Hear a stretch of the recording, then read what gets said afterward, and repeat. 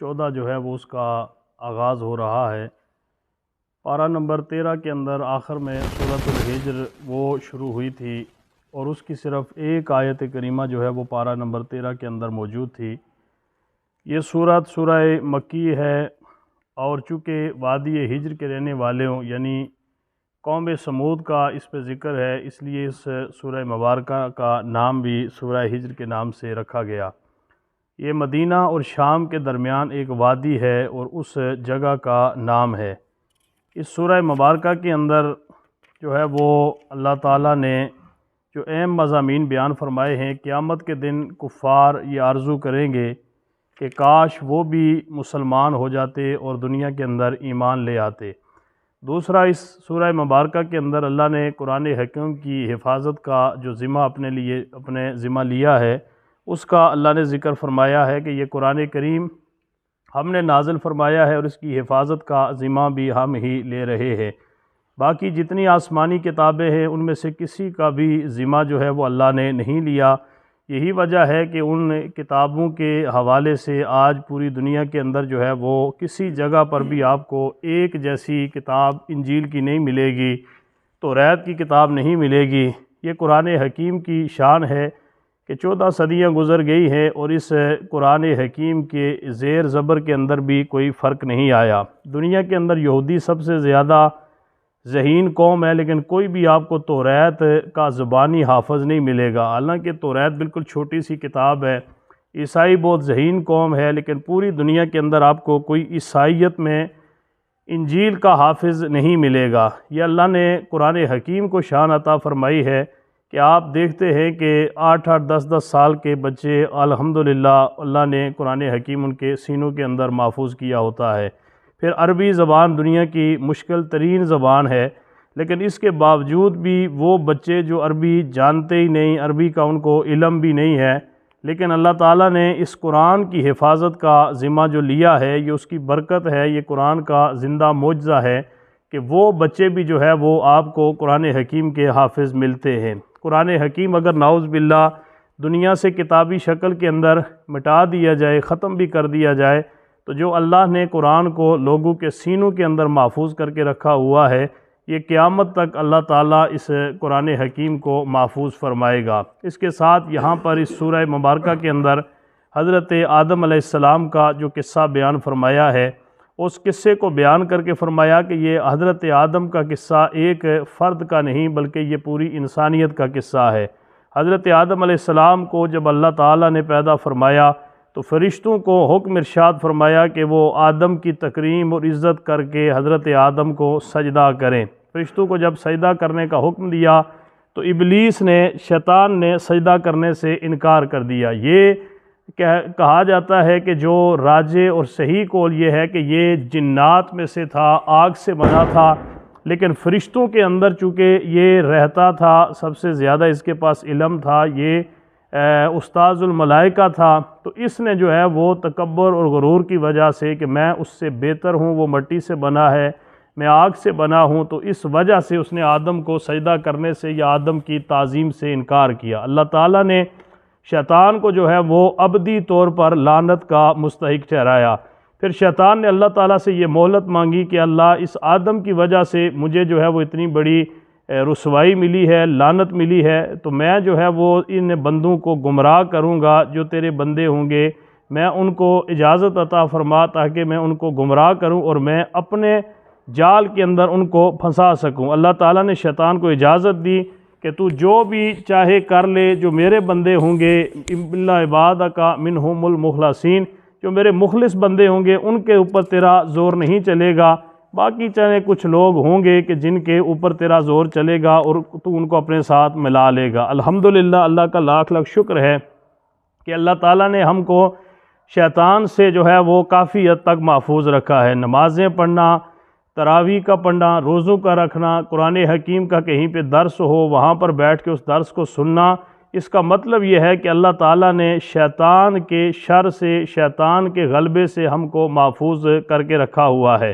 پھر یہاں پر اللہ تعالیٰ نے اہل ایمان کی یہ علامت بیان فرمائی ہے کہ ایمان والے جو ہوتے ہیں وہ خوف اور امید کے درمیان رہتے ہیں۔ الایمان بین الخوف والرجاء، ایمان جو ہے وہ خوف اور امید کے درمیانی کیفیت کا نام ہے۔ کبھی بندہ سوچتا ہے کہ میں بخشا جاؤں گا، کبھی بندہ یہ سوچتا ہے کہ نہیں، میں کسی حساب سے بھی میری بخشش جو ہے وہ مشکل ہوگی۔ یہاں پر پھر حضرت ابراہیم علیہ السلام کے جو مہمان اللہ کی طرف سے نورانی فرشتے آئے آپ کو خوشخبری سنانے کے لیے کہ اللہ آپ کو حضرت اسحاق علیہ السلام کی شکل میں بیٹا عطا فرمائے گا، تو اللہ تعالیٰ نے حضرت ابراہیم کے پاس جب یہ نورانی فرشتے بھیجے تو حضرت ابراہیم علیہ السلام کی عمر اس وقت تقریباً 120 سال تھی۔ آپ کی اہلیہ بہت بوڑھی ہو چکی تھی۔ آپ نے جب فرشتوں کی زبانی یہ بات سنی تو بڑے تعجب ہوئے، اور آپ نے اس جو خوشخبری سنائی جا رہی تھی اس کے اوپر آپ نے بڑے تعجب کا اظہار فرمایا۔ تو آپ نے ان سے یہ سوال کیا کہ یہ واقعتاً آپ جو مجھے کہہ رہے ہیں کہ ہم آپ کو سچی خوشخبری سنا رہے ہیں، بس آپ مایوس نہ ہوں، کیا یہ بالکل آپ درست فرما رہے ہیں؟ تو اللہ تعالیٰ نے حضرت ابراہیم علیہ السلام کو اس شکل میں بیٹے کی بشارت عطا فرمائی۔ تو حضرت ابراہیم علیہ السلام نے کہا میرا سوال کرنے کا مقصد یہ ہے کہ کیا یوں ہی بڑھاپے کی عمر میں مجھے بیٹا مل جائے گا یا جوانی لوٹا دی جائے گی؟ کسی دوسری عورت سے شادی کرنی پڑے گی یا اسی عورت سے اللہ مجھے جو ہے وہ بیٹا عطا فرمائے گا؟ اس کے ساتھ ہی یہاں اس صورت کے اندر قوم لوط کا ذکر ہے کہ ان کے اوپر کس قسم کا عذاب جو ہے وہ اللہ نے نازل کیا۔ ان کے اوپر ایسی چنگھاڑ آئی، اللہ تعالیٰ نے ان کے شہر کو الٹ پلٹ کر دیا اور کنکریوں اور پتھروں کی بارش جو ہے وہ ان کے اوپر برسائی گئی۔ اور اس کے ساتھ ساتھ یہاں پر حضرت جو معجزہ تھا ایک اونٹنی کا، حضرت صالح علیہ السلام کی قوم نے جو ہے وہ حضرت صالح علیہ السلام کی اونٹنی کے بارے میں جو زیادتی کی، اس کو کاٹا، اس کو مارا، اس کو ذبح کیا۔ تو حضرت صالح علیہ السلام کی قوم نے کہا کہ اگر آپ ہمارے سامنے کوئی معجزہ پیش کریں تو ہم آپ پر کلمہ پڑھ کے ایمان لے آئیں گے۔ تو حضرت صالح علیہ السلام نے کہا کہ تمہاری کیا ڈیمانڈ ہے؟ انہوں نے کہا یہ جو سامنے پہاڑی ہے، پتھر ہے، یہاں سے ایک بہت بڑی اونٹنی جو ہے وہ باہر نکل کے آئے، اور وہ اونٹنی ہو بھی پوری بڑی ہو، پھر وہ گابن بھی ہو، جو ہی باہر نکل کے آئے تو وہ بچہ بھی پیدا کریں، تو پھر جو ہے وہ ہم اس کا دودھ حاصل کریں، تو پھر ہم آپ کو اللہ کا نبی مانیں گے۔ اللہ تعالیٰ نے حضرت صالح علیہ السلام کے ذات کے لیے یہ معجزہ انہوں نے ظاہر فرمایا۔ پہاڑ میں سے ایک اونٹنی نکلی، پہاڑ کے اندر سے اونٹنی باہر آئی، آتے ہی اس نے بچہ جنا، بچہ جننے کے بعد انہوں نے اس کا دودھ شدھ پیا، لیکن پھر اس اونٹنی کی انہوں نے کونچیں کاٹ دی اور اسے جو ہے وہ ذبح کر لیا۔ اللہ تعالیٰ نے اس قوم کے اوپر بھی جو ہے وہ عذاب نازل کیا۔ اس سورہ ہجر کے اندر یہ جو ہے اللہ تعالیٰ نے اس جو عذاب ہیں ان کا ذکر فرمایا ہے۔ پھر اس کے ساتھ سورۃ النحل، نحل کہتے ہیں شہد کی مکھی کو، یہ سورہ مبارکہ جو ہے یہ 14ویں پارے کے اندر موجود ہے۔ شہد کی مکھی جو ہے یہ عام مکھیوں جیسی ہوتی ہے، لیکن یہ حکم الہی سے ایسے حیرت انگیز کام کرتی ہے کہ اگر آپ شہد کی مکھی کے حوالے سے پڑھیں تو آپ حیران ہو جائیں۔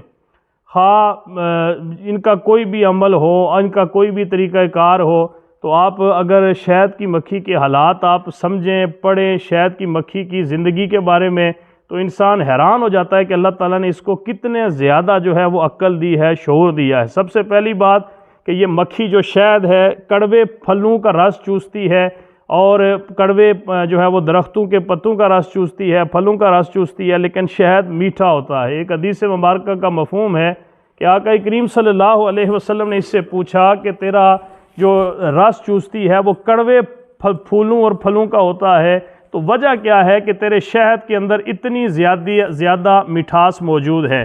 تو اس مکھی نے آگے سے یہ جواب دیا کہ یا رسول اللہ، اس میں کوئی شک نہیں کہ میں جو ہے وہ شہد جو بناتی ہوں وہ کڑوے پھلوں اور پھولوں کا رس چوس کے جو ہے وہ میں بناتی ہوں، لیکن جب میں کڑوے پھلوں اور پھولوں کا رس چوسنے کے بعد آپ کی ذات کے اوپر درود پاک پڑھتی ہوں تو اللہ اس کو میٹھا فرما دیتا ہے۔ اسی لیے کہتے ہیں نا کہ بندہ جو مرضی کرتا رہے، جس محفل کے اندر درود پاک نہ پڑھا جائے، جس دعا کے اندر درود پاک نہ پڑھا جائے، وہ دعا زمین اور آسمان کے درمیان لٹکی رہتی ہے۔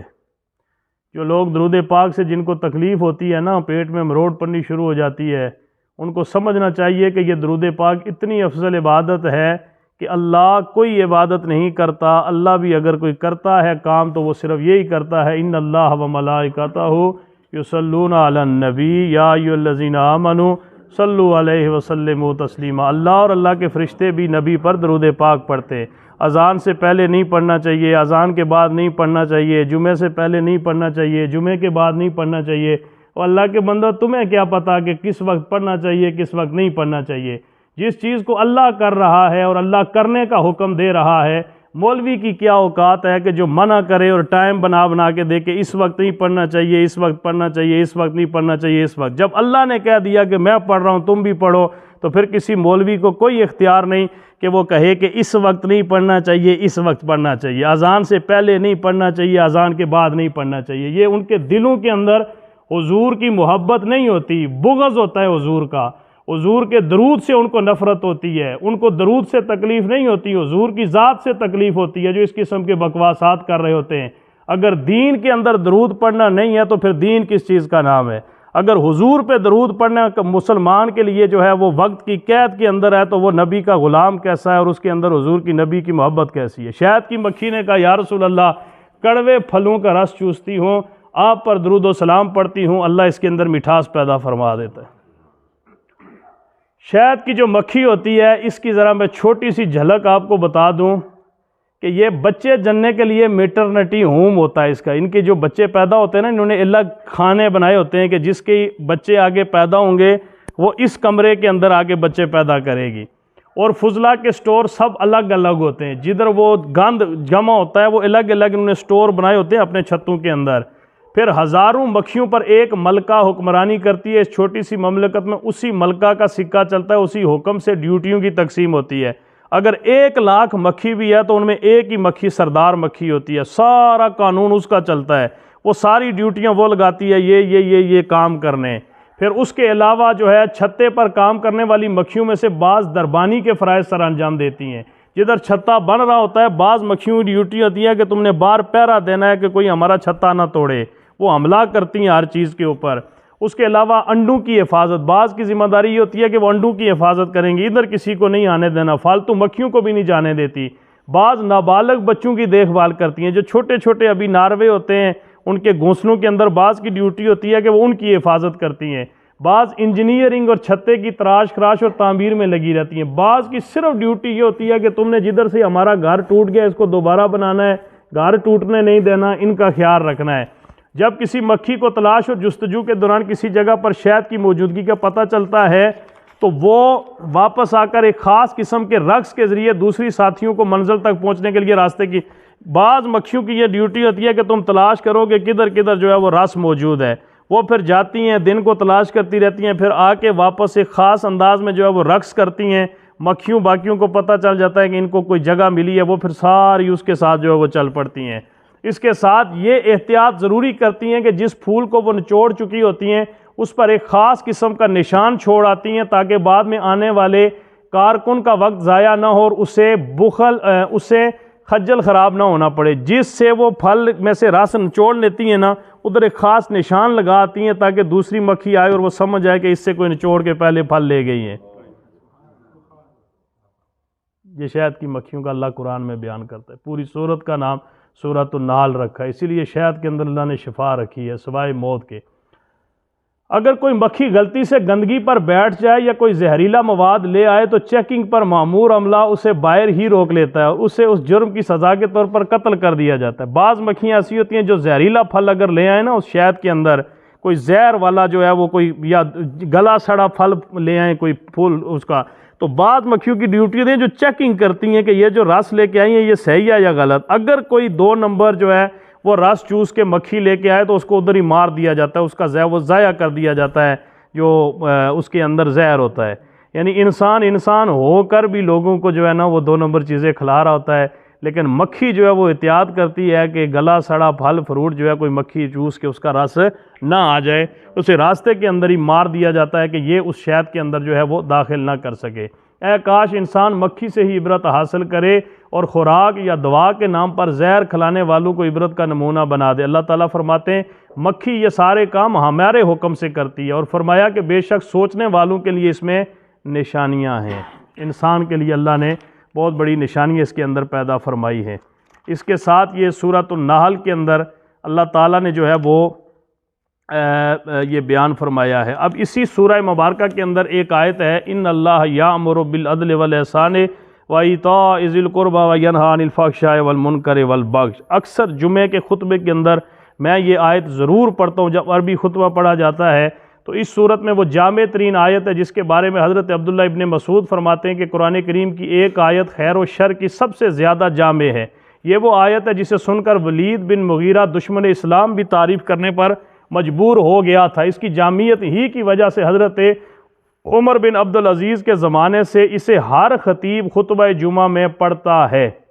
سورہ نحل کی آیت نمبر 90 ہے۔ اس آیت میں 3 باتوں کا حکم دیا گیا ہے۔ ایک تو یہ ہے کہ عدل و احسان کرو اور قرابت داروں کو ان کا حق دیا جائے۔ فحشاء اور منکر، بے حیائی، بغی، تجاوز، تکبر، ظلم اور حسد سے بچنے کا حکم ارشاد فرمایا گیا ہے۔ اس